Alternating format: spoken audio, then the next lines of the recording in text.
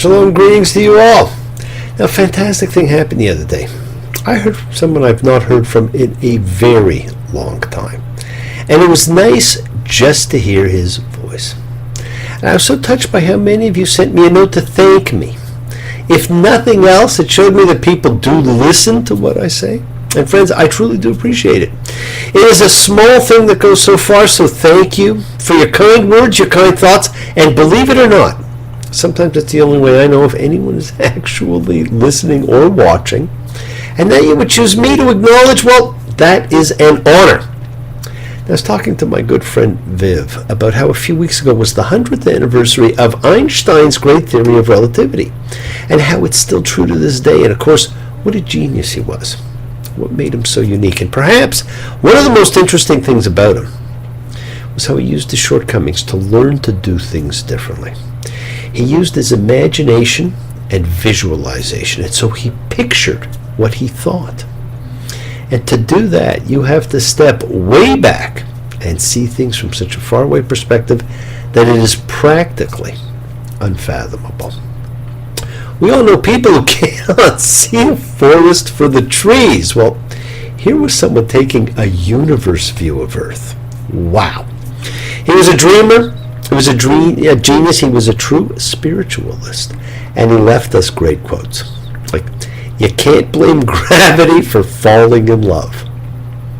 When the solution is simple, God is answering. And my personal favorite, only two things are infinite: the universe and human stupidity. And I'm not so sure about the former, but I'll tell you right now, we get plenty of evidence of the latter. I'm adding that part. Now, we need more great dreamers.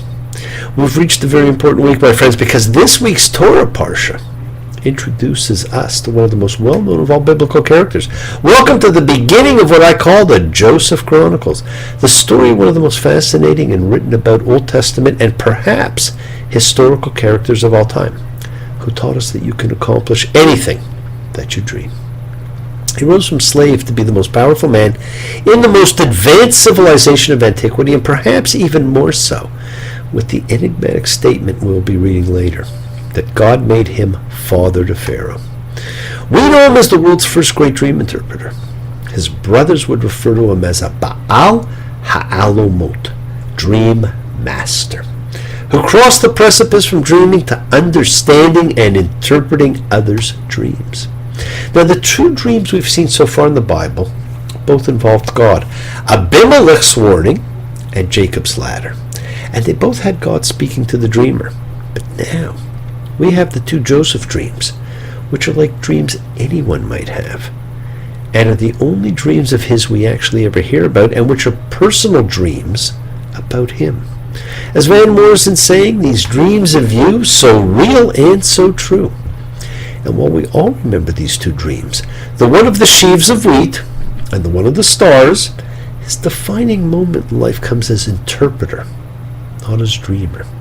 I've just closed my eyes again, climbed aboard the Dreamweaver train. Oh, Dreamweaver, I believe you can get me through the night. Uh-oh, Dreamweaver, I believe we can reach the morning light. Dreams are fantastic things, and the Bible and mythology is full of great dream stories, some of which are pretty straightforward, like Joseph's and Pilate's and Jesus Christ Superstar. I dreamed I met a Galilean, most amazing man. He had that look you rarely find, the haunting, hunted kind. And some, like Nebuchadnezzar in his dream that required Daniel's interpretation. He'd seen a tall statue of a man. It was huge and it frightened him. Its head was made of pure gold, its chest and arms were made of silver, its stomach and thighs were bronze, and its legs were iron. The statue's feet were made of iron and clay. The statue was destroyed by a stone not made by human hands. What a fantastic dream. This was a dream about the ages of man, and this week we have the great dreams of the baker and the butler, and next week the twin dreams of Pharaoh, and all of them leave us perplexed, and we all seek a Joseph to help us understand. Biblical man, historical man, literary man, scientific man, all have been captured by the realm of dreams. There are more things in heaven and earth, Horatio, that are dreamt of in your philosophy. And of course, in the last century, Sigmund Freud's great work, The Interpretation of Dreams, a fantastic treatise, was his true catapult to stardom. Now, as we've noted before, some weeks so much happens, you do not know where to begin, what to focus on, or whether you actually grasp all the things transpiring. Hey, how can you? And this week, my friends, is no different. This week we have Vayashev, and he settled, something we do too often.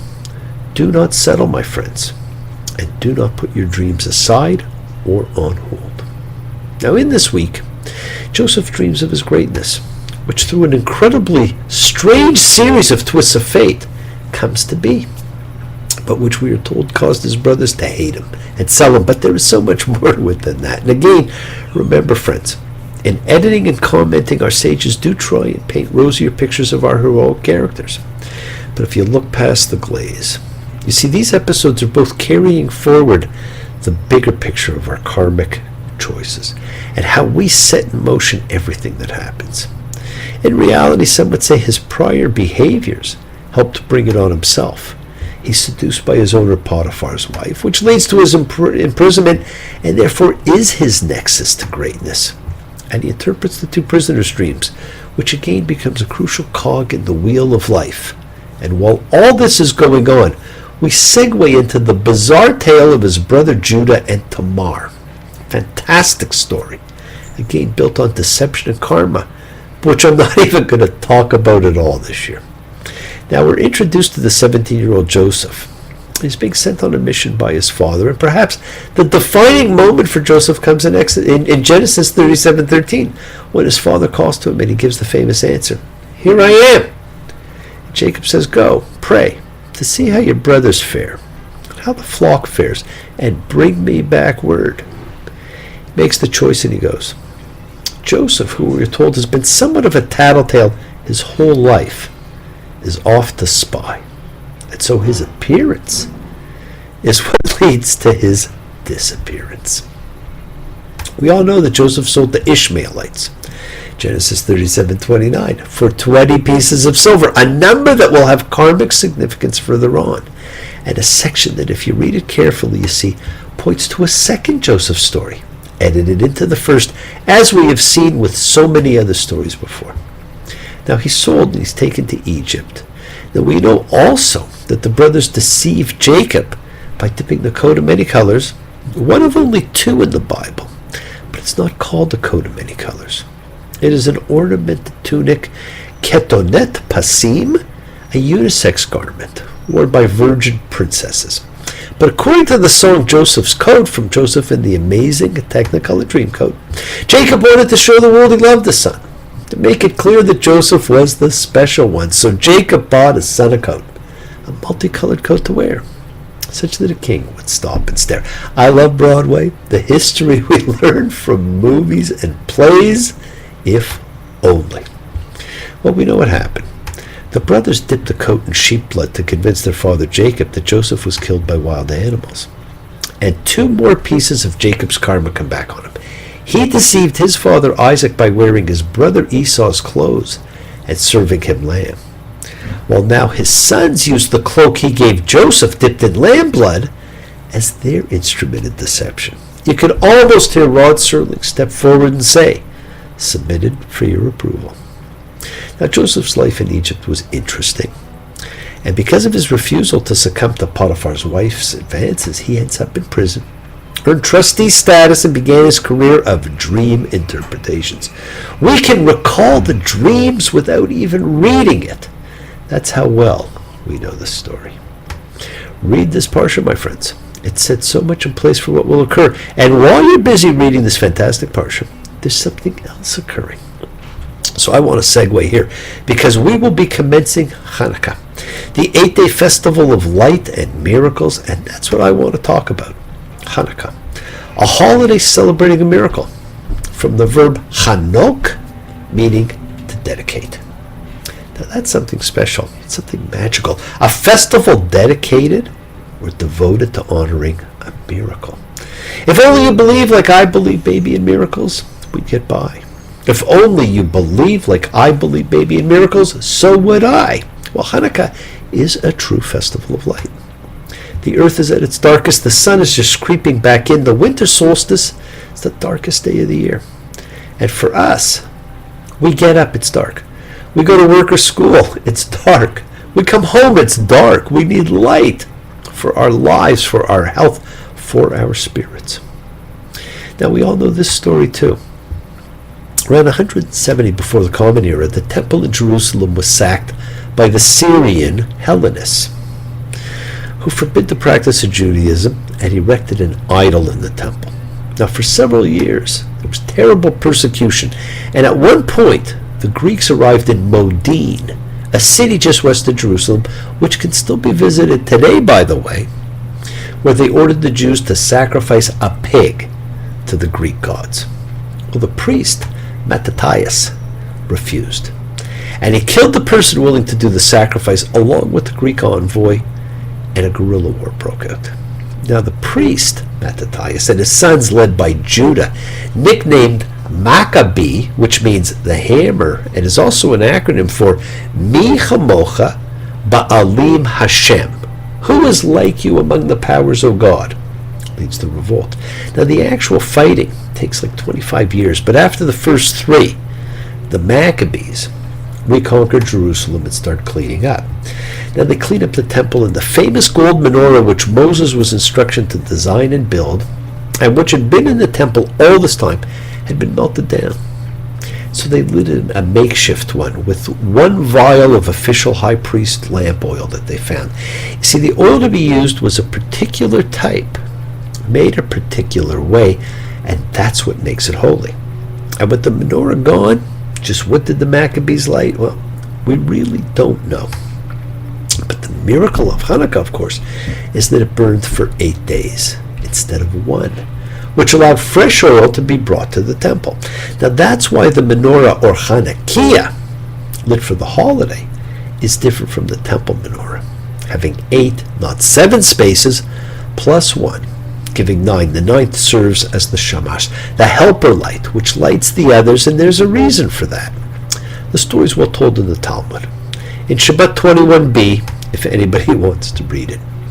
Now, friends, there are really 2 miracles to note. The first, the 1 day of oil burning for 8 days, and the second, the amazing military victory of the small force over the great force.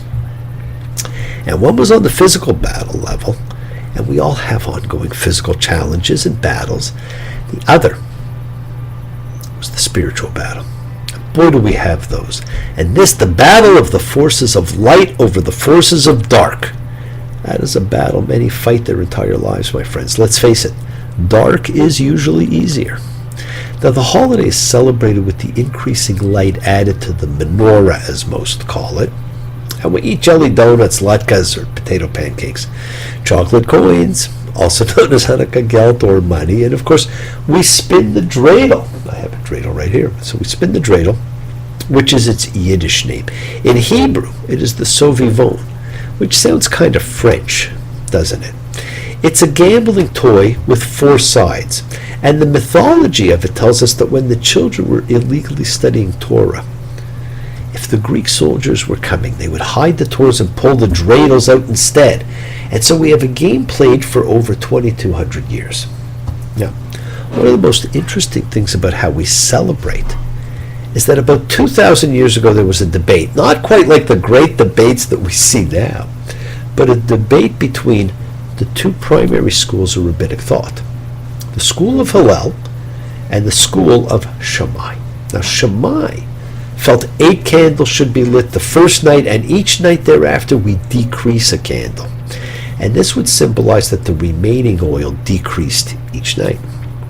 Hillel felt we should increase the candles each night. Well, it's easy to see who won. Now, the Maccabees did not increase the number of lights that kindled, so why should we? Well, we do it to publicize the miracle. Our ancient rabbis created the story of Hanukkah, the story that the Maccabees had 1 day's worth of oil that lasted 8 days, to emphasize the increase of light in our lives and the miracle of survival. The great medieval commentator Maimonides teaches that we show additional praise and thanks to God when we place our Hanukkah in the window so that our Jewish pride can shine. And of course, we also do it to show that light is coming back into our lives, and we support those who live in light because this is the darkest time of the year. Kindle the lights with other people. Join together with family and friends. If you live alone, find someone to invite and light the candles of hope, of dreams, of miracles. Ignore cholesterol for the week and eat fried foods. It's a way to honor oil, donuts, latkes. And there are, of course, rituals. You fill the Hanukkah from right to left, but you light it left to right. And you light the candles with the Shamash, the helper candle, and as I said, we talk about why. You see, my friends, the light of the Hanukkah, representing the days, is a holy light, simply to commemorate the days, and not a light to be used as a regular light. For that, we have the Shamash, or helper candle.